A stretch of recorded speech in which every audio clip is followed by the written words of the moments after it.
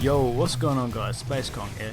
So yesterday I released a video on the housing patch notes, but I didn't include all of the notes, I only did the housing part of it, otherwise it would have been a really long video, so I thought I'd do it in two parts. In this video we'll be talking about all the general notes and things to do with combat and PvP. But just in case you haven't seen the patch notes for the housing part, I will leave a link in the description below so you can definitely check that out. But anyway, let's jump right into it. So let's start with the Imperial City. Okay, so the apothecary parcels can now be quick slotted. Before, when you bought them in bulk and you had to open them, you had to go in each of the individual ones and open it, and it was very slow, long and boring. So now you can just quick slot it, so you can just keep tapping the same button and opening them. So yeah, that's pretty decent, and that's not all. So the Imperial City Prison Dungeon awards you a Grievous Ward, which is a Daedric shield, and you can hear Daedra talking when you wield it, which is pretty cool. And you were never able to die before, now you can, and you can also change the glyph. That was another problem as well, it was always stuck with the same health recovery glyph, so that's been fixed now. As for Orsinium, there's not much really to talk about. Some of the bears that have moves, you can't block them now. One of the moves that you can interrupt and you can block it, now it just goes straight through, so I mean, it's not much, so I'll be moving on. Not much has happened with the Thieves Guild and Dark Brotherhood DLC, so that's looking pretty good. They've also upped the AP gain for the Cyrodiil quest that you have to turn in, that you get from the gate. So completing the quest to capture a resource will now grant you 1000 AP, and completing the quest to capture a keep will now grant you 1500 AP. Seriously, I can't talk for shit today. Now we're getting down to the proper stuff. So, okay, this is for combat and gameplay. Reduce the amount of time required to exit combat with another player character to 6 seconds without performing hostile actions for 30 seconds. So that's good, because if you're in Cyrodiil, there was a bit of a glitch going on. So say if you fought someone, it would take a ridiculous amount of time before the combat music would end and you'll be able to get on your mount, so you'd have to run around everywhere whilst everyone's going ahead of you. So I'm glad that that's fixed. Reduce the maximum amount of ultimate that can be stored to 500 from 1000. Now, this is going to be the death of Sorks. Well, for ones that use the Overload build, that is, because yeah, a lot of them relied on having 1000 ultimate so they can nuke down bosses, and with the Overload bar it costs not that much to use, so you could just save it up and then at the end unleash it. So I mean, personally, I used that build when I completed Veteran, Maelstrom Arena, and I only just completed it with that build. So, to know that they've gone down from 1000 ultimate to 500 ultimate really sucks, and they're really giving Sorks a bit of a hard time. They should probably show them a bit more love. Okay. The Elemental Status Effect, Chilled, now applies minor maim to enemies instead of snaring them. Okay, so this is kind of getting a little bit tanky now. I don't know whether I like it or not, but we'll see. Okay, the elemental status for Concussed now applies minor vulnerability to the enemies instead of minor maim. Okay, that's fine. Attempting to light attack while you are mounted will now dismount you. Alright, that's fine. I'm happy with that. Increased duration of the crowd control immunity buff granted after the crowd control expires on you, 7 seconds to 5 seconds. Okay, so that's good, because yeah, before, when you get hit by crowd control and then you get snared, feared, and it would just be like an infinite loop. So I'm glad that they've increased it to 7 seconds rather than having 5 seconds of when you can next be hit with one of those debuffs and knockback CCs and stuff. So yeah, I'm quite glad they've done that, because I mean, like, I'm not digging at Nightblades or anything, but there's a lot of builds who use Nightblades and they literally have knockback CCs, fears, stuns, and you literally can't do anything. So I'm glad that they've sorted that out now. Weapon swapping will now automatically unsheath your weapons before performing the swap. I'm not quite sure what that means. If they're referring to the animation cancelling, then yeah, that's going to suck if they take that out. I mean, yeah, it probably shouldn't have been there to start with, but it just means that a lot of builds aren't really going to be as effective as they were before. But then I guess it kind of puts everyone on an even playing field, because not everyone knows how to use animation cancels. But I don't know if that's the case. It might not even be that, so we'll see anyway when it happens, but hopefully we'll still be able to do it. So fix an issue where the stun animations would occasionally not display on an enemy when you stun them with a sneak attack. Yeah, that's good to know, because sometimes if you're a Nightblade and you attack them from sneaking and it stuns them, yeah, sometimes you can't actually tell if they're stunned or not, so you're kind of a bit wary, but at least they've fixed that now. They've also fixed an issue where the stun from the sneak attack will not grant the target crowd control immunity after the stun expires. Yes, I'm very happy they've done that, because like I said previously, it was just an endless loop of fear, stuns, knockbacks, and yeah, I'm glad that they've really fixed that now, so yeah, nice one, Zenimax. So, back to the Ice Staff. They're kind of making it a bit tanky now. I'm not sure if it's a good thing or a bad thing. I mean, if you mix that with the Ice Heart monster set, the one that gives you a damage shield, I think it's when you use an ice ability, so I guess that could work for a Magicka tank. It would give the game a bit more variety, so you know, I'll give it a go anyway. I might try and make a ice tank, should we say, so we'll see how it goes anyway, but it could be a good thing, could be a bad thing. Let me know your thoughts in the comment section below and your thoughts. Okay, and buffs and debuffs.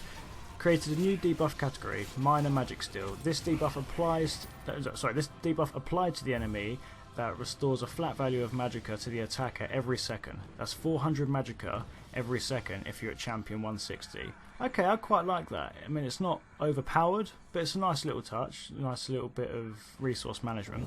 Major Evasion, reduce the buff category dodge chance to 15% from 20%.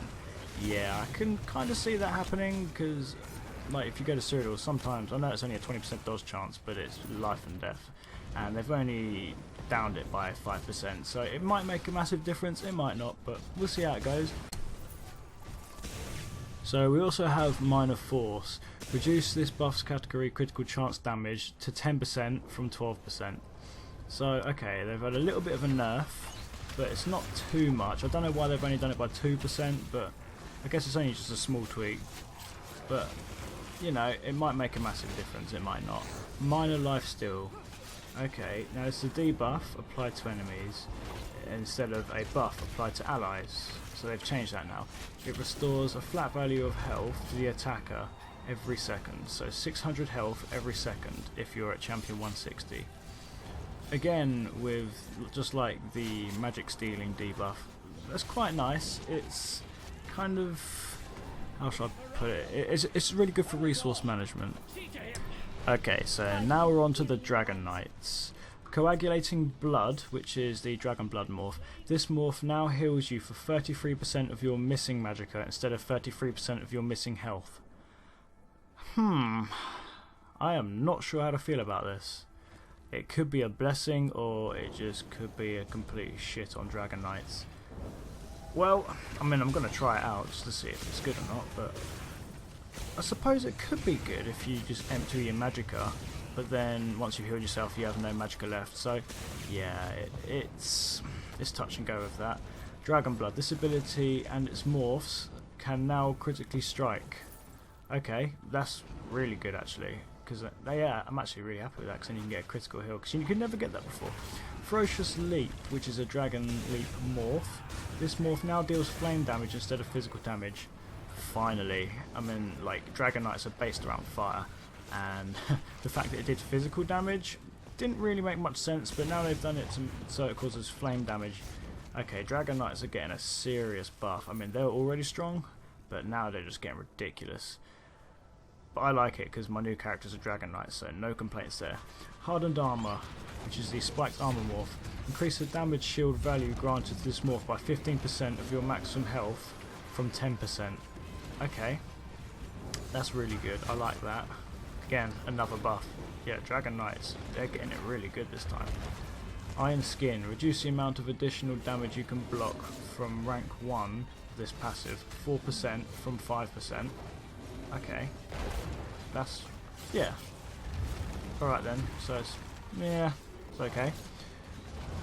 I mean, you can't really complain considering all the other buffs they've got. As for Nightblades, there's not really much changing for them. The Manifestation of Terror, which is a trap which you place down, it's now invisible to the enemy, so I mean I guess that's pretty good rather than ever seeing it and avoiding it, so I mean that kind of makes sense as they're all about stealth anyway. But apart from that, not much is really happening to Nightblades. And now for the Sorks. Okay, so Dark Magic, Encase. Reduce the cost of this ability and its morphs by approximately 6%. Okay, you know, 6% is quite a lot I guess. Daedric Summoning. Adjust the order of the active abilities in the skill line, now unlocks in a different order. Okay, so they're changing the order around a little bit, but I guess it doesn't really matter.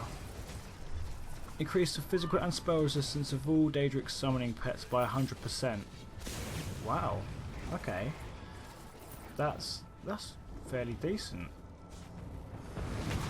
So yeah, they now have 18.2k resistance if you're at champion 160, which is going to be amazing for pet builds. I'm actually really happy with that. I might start a pet build because of that.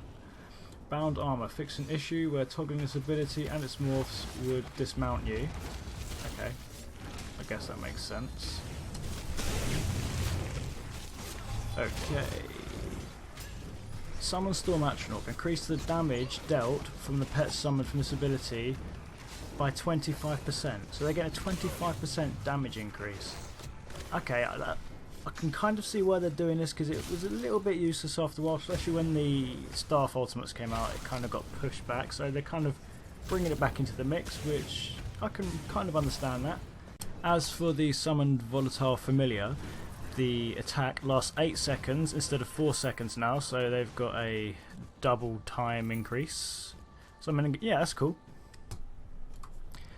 Now for the Summoned Winged Twilight, increase the health of the pet by 100%.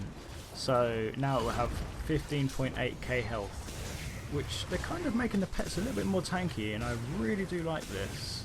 And for all you Stamp Sorks out there, you're going to be crying after this, because the Hurricane morph is now reduced damage down to 10% from 15. So yeah, I mean, Stamp Sorks that was kind of their thing, having the Hurricane up, and yeah, it did a lot of damage, but now it's been cut down by a third, so that really sucks. Okay, so now moving on to the Templars. The Blazing Spear, which is the Blazing Spear Shard morph, is now increased to 8 seconds from 6 seconds, which means it has 2 extra ticks, but it no longer stuns the enemy when it first hits them. See, they had me at the first part when they raised it to 8 seconds, but now because it doesn't stun, it just really doesn't make it worth it. Spear Shards. Decrease the time it takes for the spear to hit the floor. Okay, so they've pretty much cut it down by nearly a half. Okay, now this is where it gets really bad. So, you ready for this? The Healing Ritual ability and its morphs no longer heal the caster for an additional 30% health. So that is getting nerfed really harsh. The Lingering Ritual morph no longer applies a small burst of healing after 8 seconds. Instead allows you to move and cast the ability at full speed, so I mean, I guess that's okay, but this is really shit. Okay, the Radiant Aura. This morph increases the radius of minor magic steel. Okay, it's to 28 meters now, but why would we need that? Let's have a look, shall we? Restoring Aura. Redesign this ability and the Radiant Aura morph to continue to grant minor recovery buffs, so you get your fortitude, your endurance and your intellect, while slotted. Activating this ability now applies minor magic steel to all enemies with a 12 meter radius around you. So instead of getting your minor and your major buffs, it's now just going to give you the minor and then major magic steel. So I really hate this, because I had a really decent build which relied on magical recovery, and now they've kind of just destroyed that. So yeah, that really totally sucks. And if you think magic users haven't got it shit enough already, they're also going to debuff the Elemental Storm ultimate, which is the Destruction Staff ultimate. And yeah, I mean, it's not by a lot, it's by 5%, but I guess it kind of is a lot when you're doing PvP. So, for vampires, the Clouding Swarm ability, which is the Bat Swarm morph. This morph no longer causes your character the pulse invisibility every second it's activated. Instead, activating the swarm now allows you to use the ability again whilst you're invisible to instantly teleport to an enemy up to 22 meters away, dealing high damage. This teleport can now be used as many times as possible within the swarm's duration. Wow, this is kind of like the Nightblade teleport strike, and I'm really looking forward to this. Yeah, vampires really did need a gap closer, because werewolves, they had the feral pounce, which, yeah, that was a pretty nice gap closer, and it stunned them anyway, or knocked them back. But now vampires have that, so I'm really happy with that, because no one used the Bat Swarm, let's be real. I mean, you can use it to get out of trouble, but it really wasn't worth it. But that's not all. If you like werewolves, then you're going to love this update. So, the Arousing Roar has now got an increased duration of major brutality. Before, it used to be 5 seconds after you've used the Rousing Roar, but now it's 23 seconds, so that is ridiculous. It's more than 4 times. So yeah, you're going to save a lot of resources, and werewolves are now powerful again. So I'm glad that vampires and werewolves got a buff, because they really needed it. They kind of got pushed out and now they're really insignificant, but now it's good because they kind of come back into the game. As for the rearming trap from the Fighters Guild skill, decrease the damage done by each trap summoned from this morph by 30%, so it's getting a real big debuff.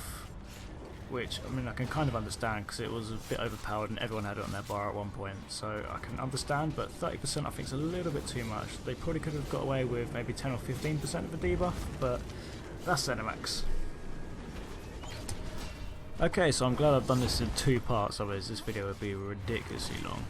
So, I hope you guys enjoyed this video and found it useful. Let me know your thoughts in the comment section below. If you'd like to see more videos like this in the future, please leave a like and subscribe. As always guys, have yourselves a great day. Peace!